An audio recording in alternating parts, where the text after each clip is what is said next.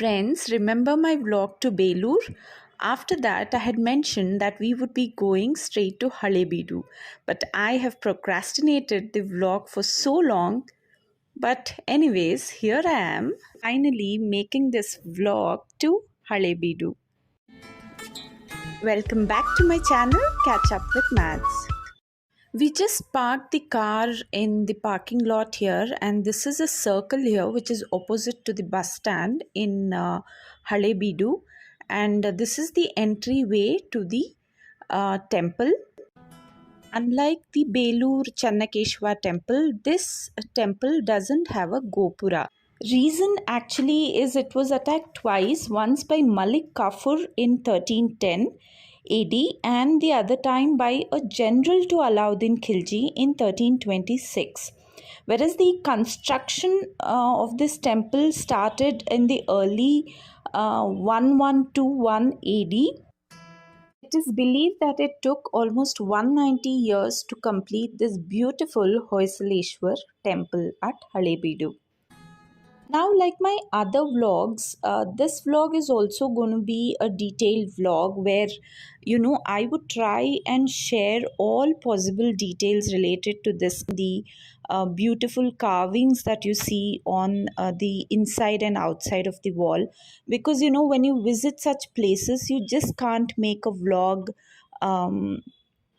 Just like that. You got to explain the details.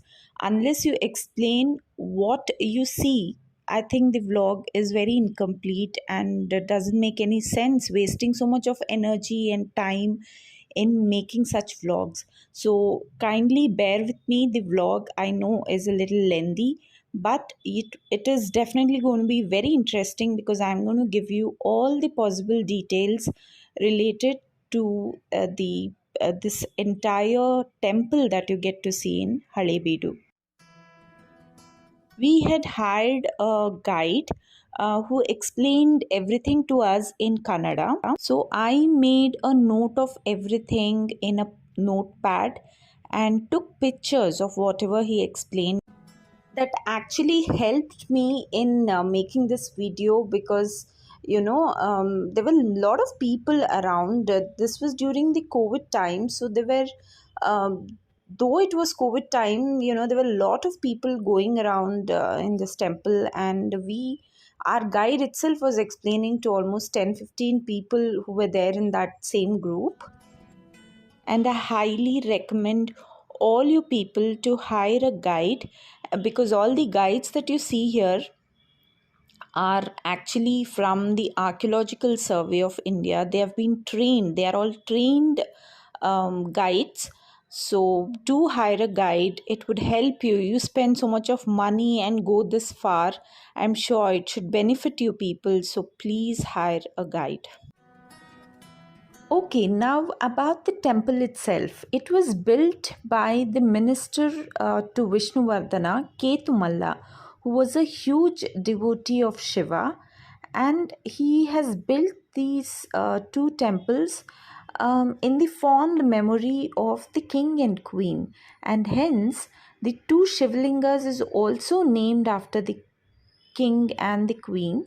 The one named after the king is called as Hoiseleshwara, and the one named after the queen is called as Shantaleshwara because her name was Shantala Devi.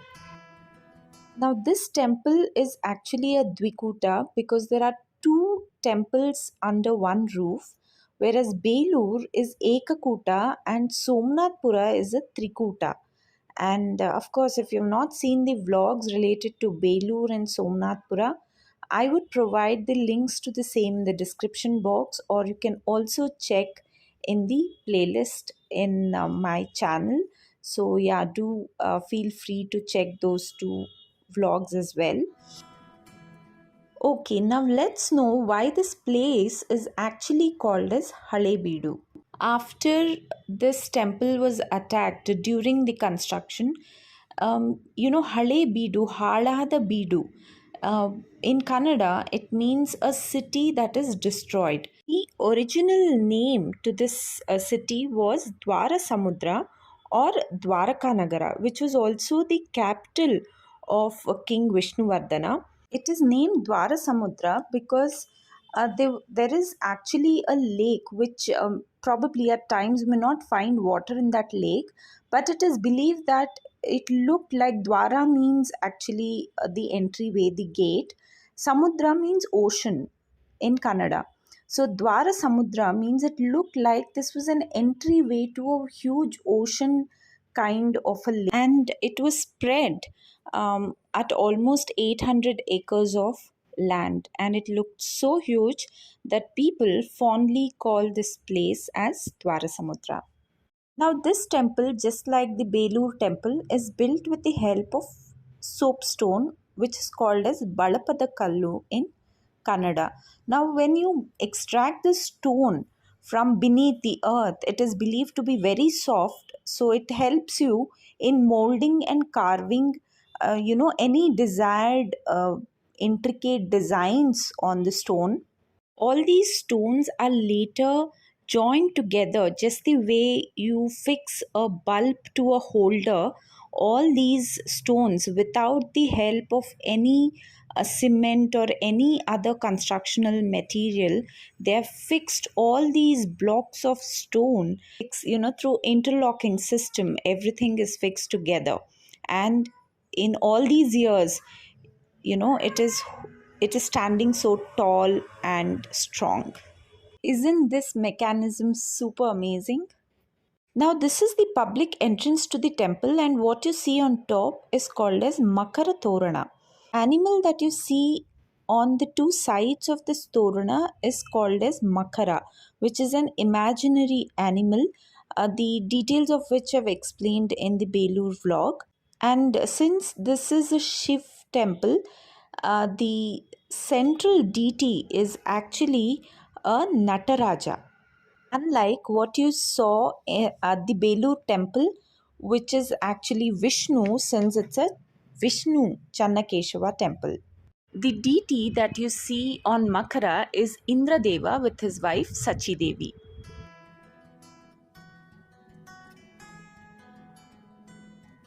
Now, what you see here on the left and right of, there are four entrances to this temple, and you see this almost near all the entrances. These are Shiva's Dwarapalakas, Nandi and Brungi. And what goes without saying is that you need to observe these very intricate carving that is made out of a single stone, and it is fixed here, as I told you, through interlocking system. Their anklets, waist belt, the necklaces, their crown, and even the ayudas, the weapons that they used, are very intricately, beautifully carved, which are mostly hollow from behind. I mean, these are things that you may not be able to recreate even on a piece of paper, which they've actually done on a stone.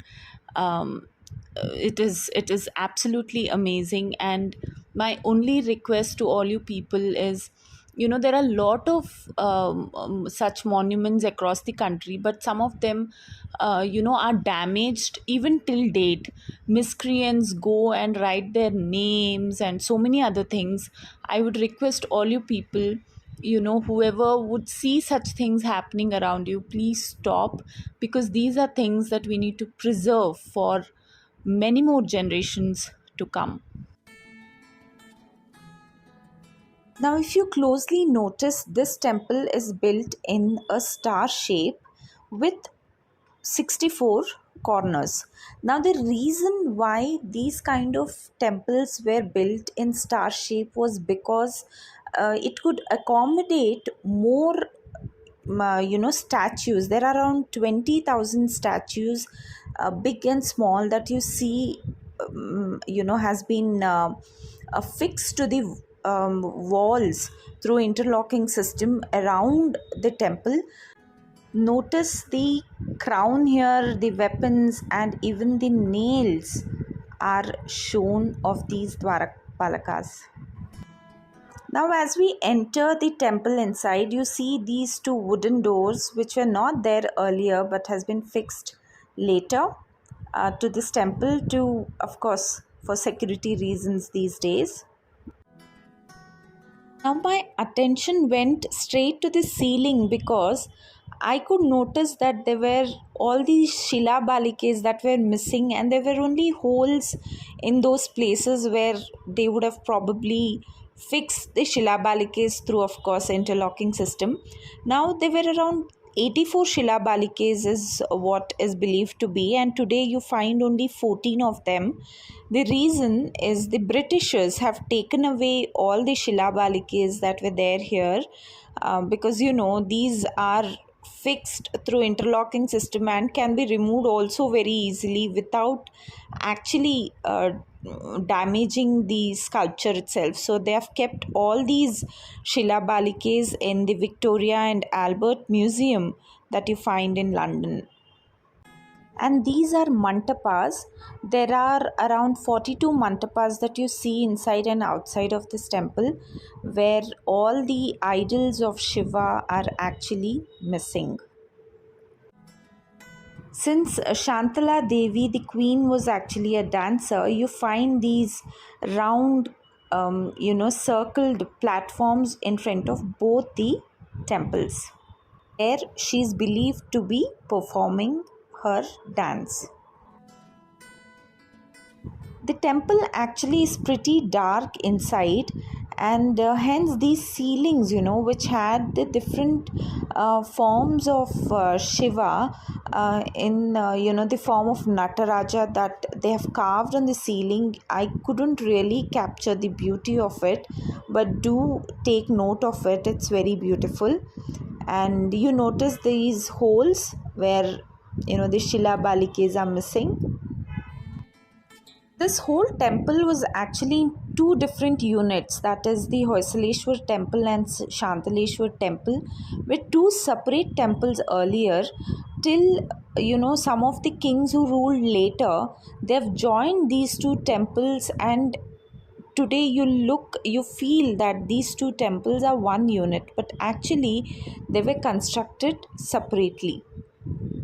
Now what you see here now is Shantaleshwar Temple, that is dedicated to Queen Shantala Devi. Now on all these temples you see some a wall like this, which is actually an inscription, which is also called as a Shila Shasana, which is written both in Kannada, the Hale Kannada, and Sanskrit on top, which is basically the list of all the donors who have donated money in the construction of this temple. ನೋಡಿ Kumara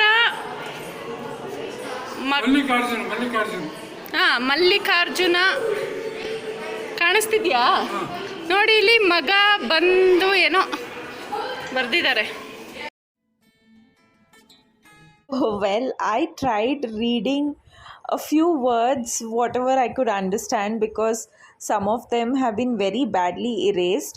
And all of us in the group tried reading a few words on this inscription. And this has also been carved. It has been carved out of a single stone wall. On top you see it written in Sanskrit, and in the bottom it is written in Hale Kannada.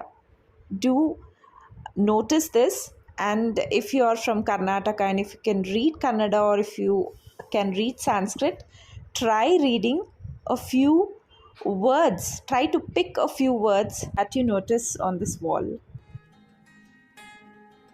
Now, unlike the Belur temple, the Halebidu temple is known for its beautiful carvings on the outside of the temple. Inside of the temple, during construction, since it was attacked, lot of carvings you don't get to see inside. In fact, you need more time to see the outside of this temple. I noticed that these ceilings are in layers. The hexagonal, square, rectangular, and all the small sculptures are actually fixed to those different layered ceiling that you find in these temples.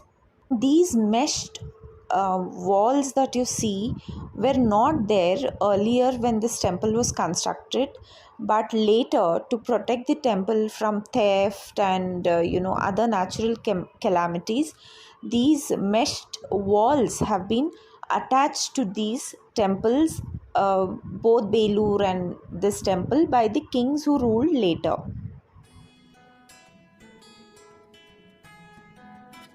Now, what you see here is the Hoiseleshwar Temple, and no matter how crowded the temple is, don't forget to notice the Nandi and Brungi, which are there just adjacent to the door of the temple.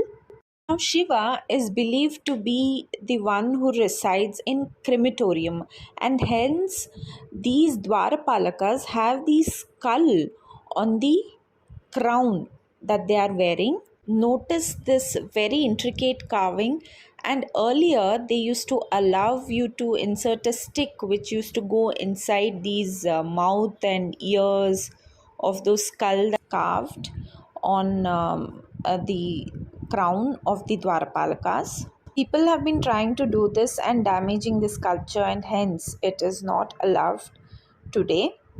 Please don't try this.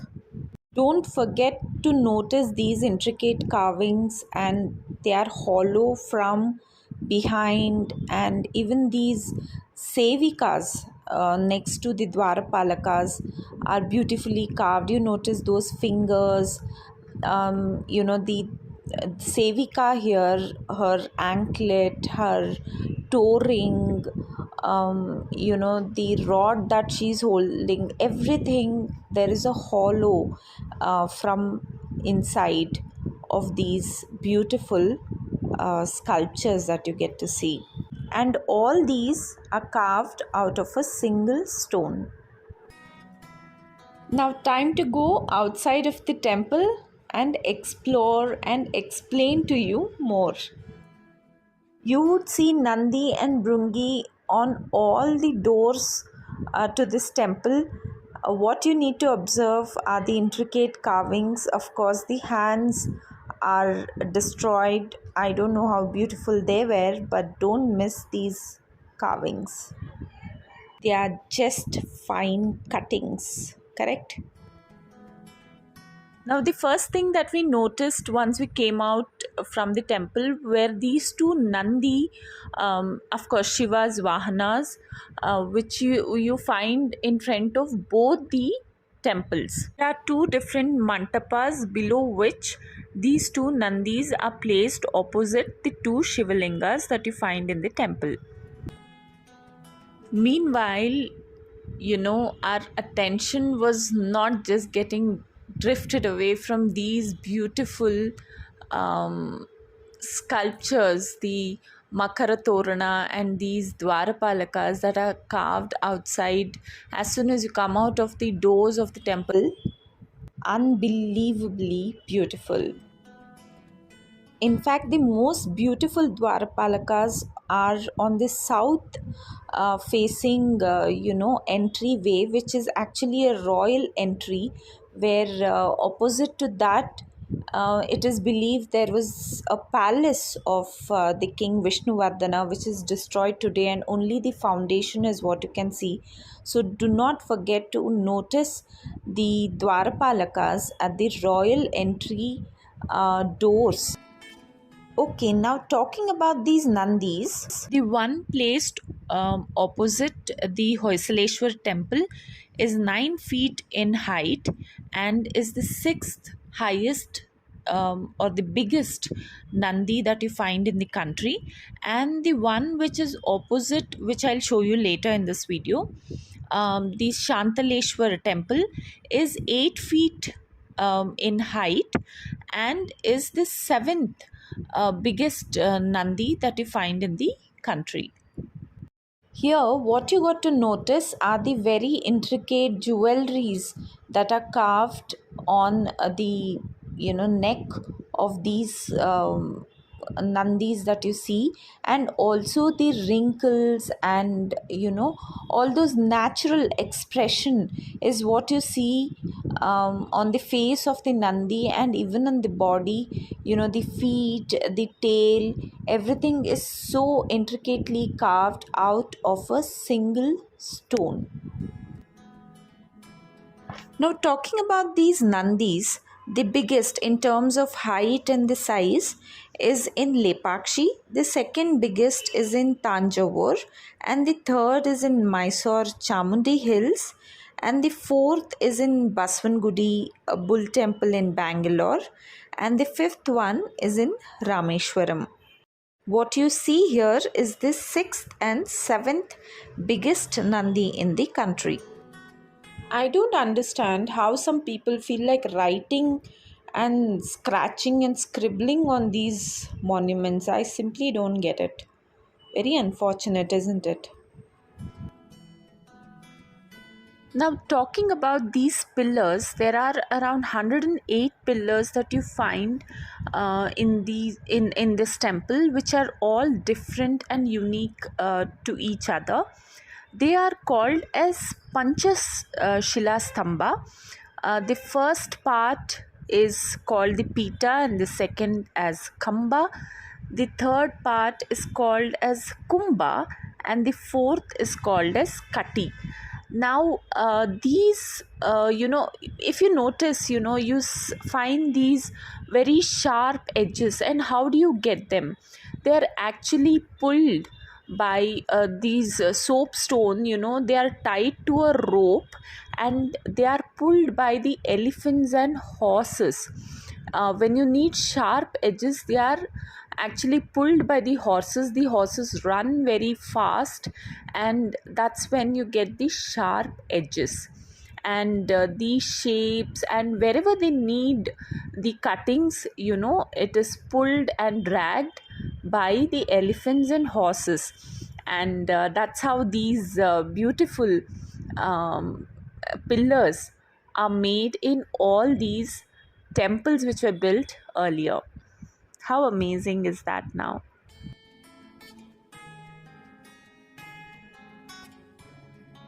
Now we went around this Nandi, and what I noticed, of course, was this beautiful,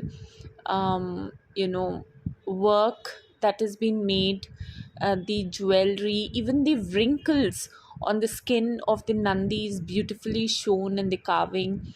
The Nandi opposite the Shantaleshwar is even more beautiful, since Shantala Devi was a queen. The Nandi is also been decorated with beautiful jewelry and crown, which is also beautifully carved, because a woman is known for her beauty and decorating herself with jewelry and accessories and all that. Nandi is also made to look that beautiful, and is the ornaments, the number of ornaments on the Nandi is also more compared to the one opposite the Hoiseleshwar Temple. And so here we are, standing in front of the highest Nandi in the country, which is facing the Shantaleshwar Temple. Just observe the jewelry, the anklet, and the crown that is there on this Nandi. Absolutely beautifully done. The jewelries are made in the shape of flower, in the shape of small beads. All those intricate carving are shown here, along with the skin, the shine, everything is shown on the face of this Nandi.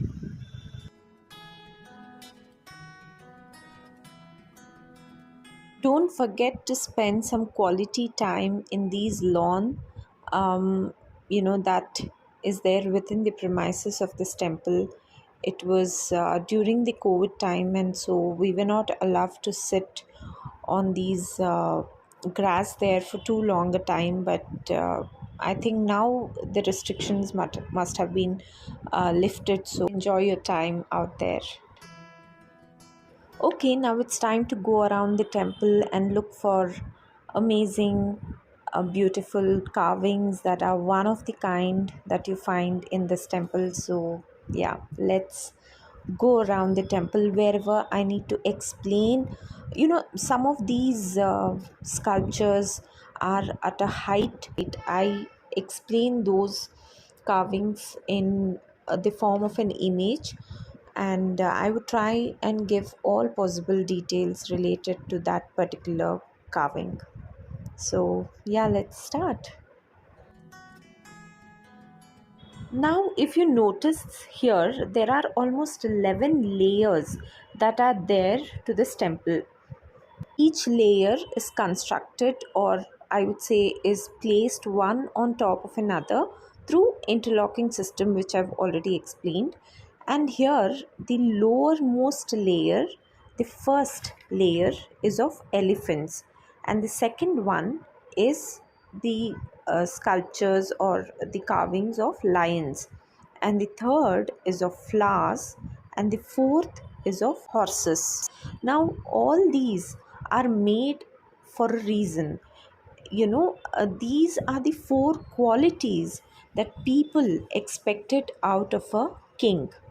Now, elephants are known for their strength, lions for their courage, flowers as compassion, and horses for quickness.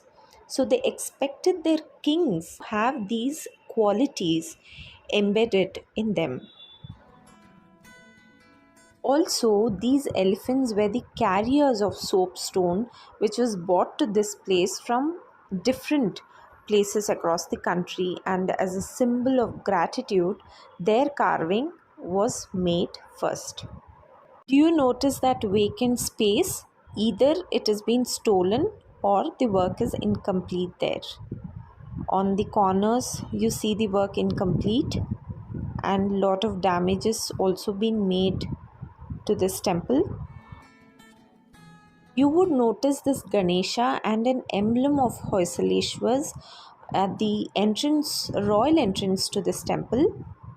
The Dwarapalakas at this royal entrance is also very intricately carved, and I got to know that the face of these were damaged, and hence you see a difference. It's been made today with the help of cement and all that. The construction to this temple has started from here, that is, they have started with the idol of Ganesha. Notice the mouse here. The weight of Ganesha is so much so that it has opened its mouth and it is trying to hold the ground with the help of its feet, and hence you see there is a crack in the ground as well. Next to this is Subramanya on his Vahana Mayura. This one is of Shiva and Uma Maheshwari, a calmer version of Parvati, and hence her Vahana here is a mongoose. This is Brahma, Vishnu, and Maheshwar, but here Maheshwar is in the center because it's a Shiva temple. Hence, Shiva is given the prominence. What you see here is the fifth avatar of Vishnu, who has come in the form of Vamana and is asking for three gifts from Mahabali, and his guru Shuklacharya is refusing or is asking Mahabali to not grant anything to this dwarf Brahmin who has come in disguise. You see, the Vamana avatar of Vishnu has taken his normal form and he's conquered the earth and pushed Bali from his leg by putting one step on earth and the other one towards heaven. And you would also notice the Garuda, the Vahana of Vishnu, sitting below, and Brahmadeva is washing the feet of Lord Vishnu, and you notice it is flowing as a river, and you would see the fish, tortoise, all those elements in this a wonderful carving that has been made. Here, Shiva has killed a demon which has come in the form of an elephant, and you see the Nandi, which is also climbed on top of the demon, and there are a few sevikas who are beating the drums and celebrating victory of Shiva here. If you notice the hands of Shiva, he has cut open the stomach of the elephant and is dancing inside. Notice the two legs on either side of the hands of Shiva, and the nails are also so intricately carved, and you also see the tail of the elephant on top. Now, this particular carving is very special because it's a gay. It's half man and half woman that is carved here. If you notice the beard, the mustache, but at the same time, he has a big bun in the hair, just like the ladies these days. Also, don't forget to notice the very intricate carving that you see where the fingers have gone inside these drums, and those strings look like the nylon thread that we find these days. On this wall, you see the story of Prahalada and Hiranyakashipu. Prahalada was having a lot of devotion towards Vishnu, and this was something that his father just hated, and hence he tortured his son in different ways. Here you see he's beaten by the soldiers, pushed amidst a bunch of snakes. Here he is pushed to be stamped by the elephants. In this, he is pushed to the fire, where his sister Holika dies and he himself is saved. Here he is pushed down the valley to a river, where eventually Vishnu saves him yet again. And when his father asks him whether Vishnu is there in this small pillar, he says as yes, and that's where the smallest carving of Vishnu is shown here. It is in the Narasimha Avatara. And finally here Hiranyakashipu is killed on the thighs of the Narasimha Avatara of Vishnu. And a demon who has come here to help Hiranyakashipu is pulled, his skin is pulled by Narasimha, and you see those eyeballs also coming out of the demon. That's how intricate the carvings are on the walls of this temple. And here you would notice Shiva and Parvati sitting on this Nandi, and the Nandi is a little angry because both of them are weighing too much for the Nandi. You notice the tail is lifted because of the weight, and also the neck piece is also shaken. This is Ravana, who has lifted the entire heaven on his head because he was not granted by any kind of boon by Shiva. So you see Shiva and Parvati on top in this heaven, and Ravana himself is finding very difficult to hold the weight of the heaven, and hence his legs are folded, and you see all that anger face where the eyeballs are coming out of Ravana.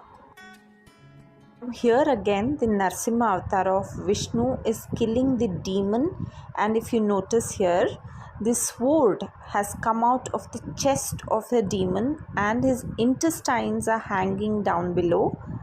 Another demon is stomped on the floor, and you notice his chain, his hand has literally come out of this carving, which shows the impact of Narasimha's anger.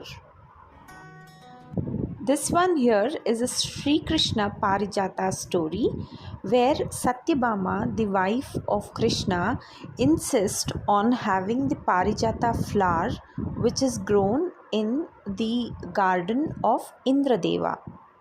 Notice the flowers that are hanging down below. So here Krishna comes on his Vahana Garuda along with his wife to pluck the flowers from the garden. Indradeva gets to know about this, and Sachi Devi insists him to fight Krishna and save the flowers. So he rides an elephant and is briskly coming here to fight Krishna. Notice here that the elephant's ears are shaken, and even the bells, which is there as a chain on its neck, is also shaken, which shows the swiftness with which the elephant is coming to fight Krishna. See the left hand of Sachi Devi. She is signaling and telling Indradeva, please ride slowly. I'm hopping and jumping here behind on the elephant. How beautifully shown in this carving, isn't it? This again is Krishna who has lifted the Govardhana Parvata, and you see the cows down below and the people jumping and celebrating the victory, also to have saved their life. You notice the entire forest is being carved here on top of this particular carving. There are bananas hanging out of a banana tree, a monkey climbing a tree, there is a peacock, there is a man trying to hunt down an animal, and somebody else climbing a tree again, and an animal going inside the cave. All the elements of forest are shown here. On the left hand side, you notice the three people dancing. What you need to observe is that there are three men but just four legs, and if you see from either side, you would see each person having two legs. This is super amazing. Now, this is a scene from Mahabharata where Dronacharya Arjuna are fighting opposite to each other, and here Abhimanyu has entered the Chakravyuha. This again is a scene from Mahabharata where you see Arjuna in the battlefield on the right hand side, and on the left hand side you see Sanjay, who is guiding and giving information to Yudhishthira with the help of a binoculars. Now these binoculars were actually invented in the 17th century, but this looks so similar to the one that you find these days. And they are sitting in the palace and watching the battle that is happening in the Kurukshetra. Now, what is this instrument? Well, we really don't know. I guess nothing is invented today, and our ancestors knew about all these things much before. Now, these arrows, they look like missiles which are fired one against another. You notice that? Now here again, this is Arjuna on his chariot, which is driven by Krishna, and you see the Dwaja there, the monkey, as a symbol. These Akshaya Banas that gets multiplied each time Arjuna fires an arrow, you see they look like missiles that we find these days. What new have we invented? I think our ancestors knew everything. And these are different scenes from our epic Mahabharata. Here you see Bhima, who is throwing away the elephants and dumping them at one side because he had the strength of thousands of elephants. This is Bhishma Pitama lying on the bed of arrows. And this is Arjuna looking at the glass of bowl down below with water and trying to hit the eyes of the fish on top. And here you see the story of Ramayana, where Rama is standing behind the bushes, the trees, the banana trees, and trying to hit an arrow and kill Bali when he is fighting Sugriva.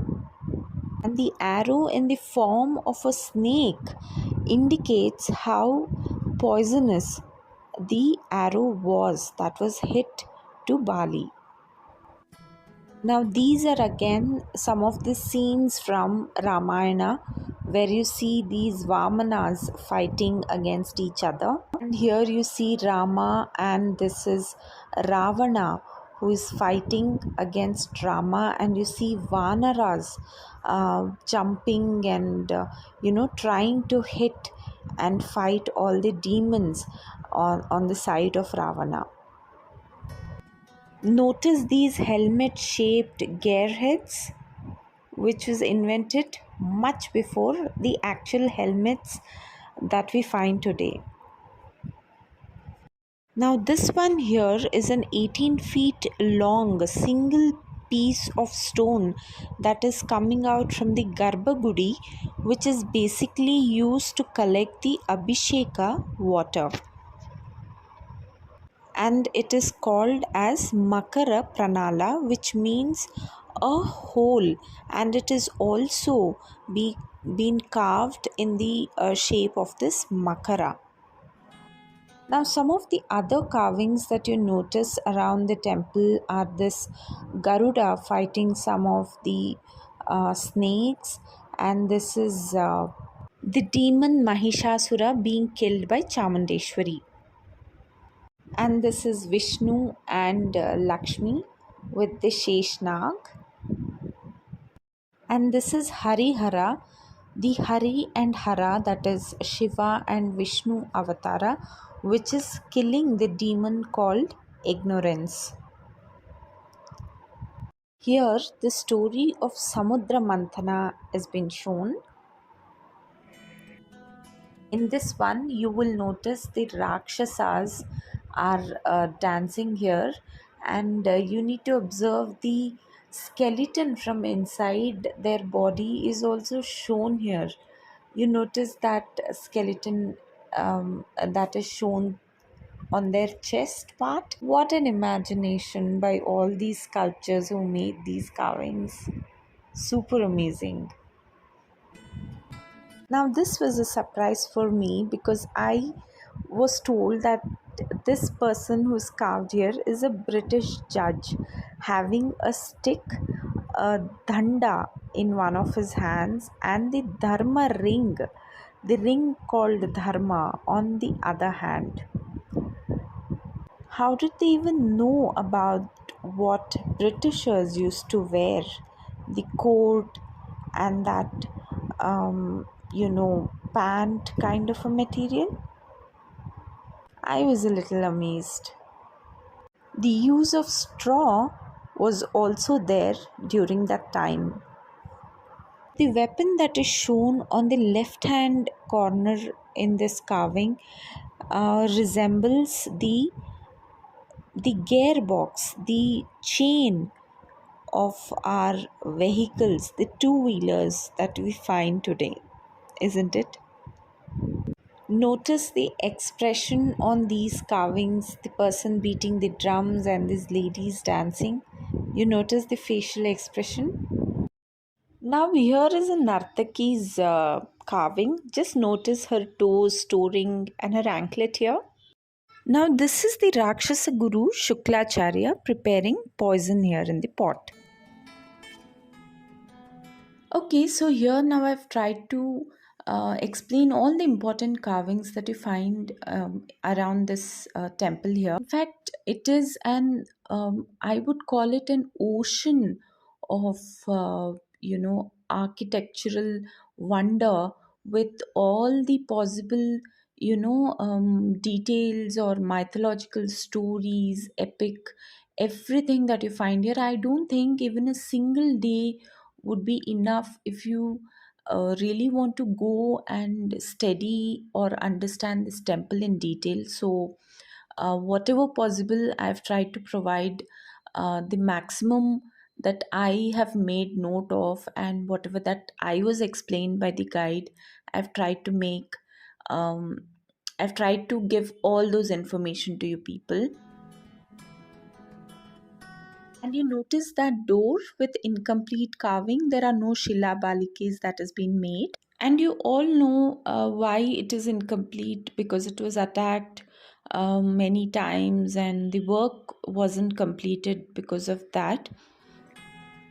So yeah, friends, how much ever I explain about this temple I think should not be sufficient at all, because there's so much, as I already have mentioned, there's so much for you to know that you got to visit this place and enjoy these beautiful monuments, the sculptures, work in detail and everything.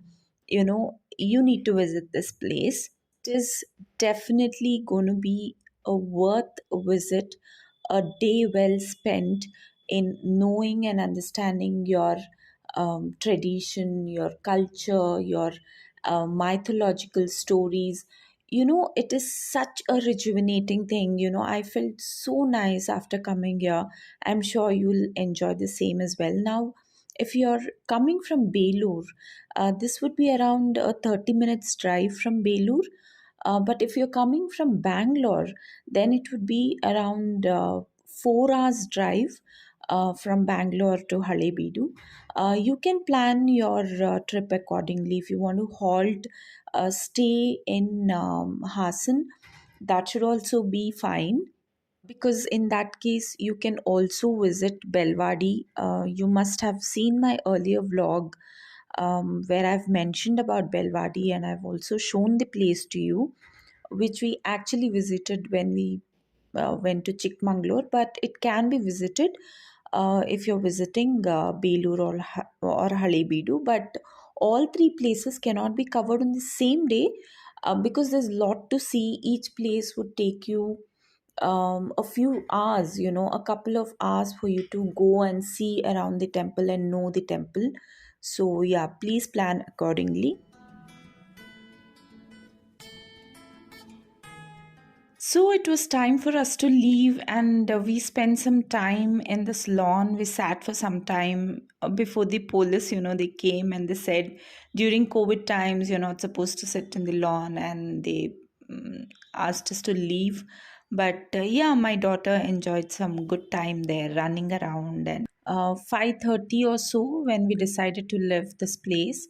Now coming to the food, there are no great restaurants, because there are small, these are small towns. Both Belur and Halebidu are not big cities. You may not find uh, very good restaurants. So we were carrying, as I've already mentioned, during COVID times we used to carry everything with us, the food, the even the we took a small break, tea break to be very specific, and we walked a certain distance. I walked with my daughter, and there were a few farmers who were working there to whom we spoke to. And then it was a beautiful drive back to Bangalore with this beautiful sunset that we could see on one side. So yeah, we had an amazing um, 1 day trip to Belur and Halebidu.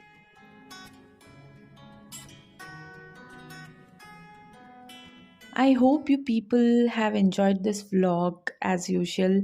And I have noticed a lot of you see my vlogs, but there are very few who subscribe to my channel. Well, of course, not necessary everybody would subscribe to my channel, but it would be very encouraging if you can do so. Please like and comment and tell me if there is anything, any feedback, any suggestions that you have to give me. Share this with your loved ones, and yeah, see you all soon in my next. Till then, all of you do take care of yourself. Have a pleasant day. See you. Bye bye.